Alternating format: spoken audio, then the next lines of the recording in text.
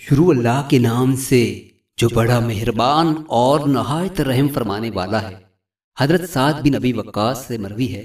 کہ جناب رسول اللہ صلی اللہ علیہ وسلم نے ارشاد فرمایا، ابن آدم کی سعادت ہے کہ وہ ہر معاملے میں اللہ سے استخارہ کرے اور اس کے فیصلے پر راضی رہے، اور ابن آدم کی بد نصیبی ہے کہ وہ اللہ سے استخارہ کرنا چھوڑ دے اور اللہ کے فیصلے پر ناگواری کا اظہار کرے۔ حضرت سعد بن ابی وقاص سے ہی مروی ہے کہ جناب رسول اللہ صلی اللہ علیہ وسلم نے ارشاد فرمایا، تین چیزیں ابن آدم کی سعادت مندی کی علامت ہیں اور تین چیزیں اس کی بد نصیبی کی علامت ہے۔ ابن آدم کی خوش نصیبی تو یہ ہے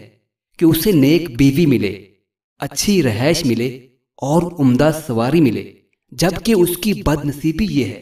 کہ اسے بری بیوی ملے، بری رہائش ملے اور بری سواری ملے۔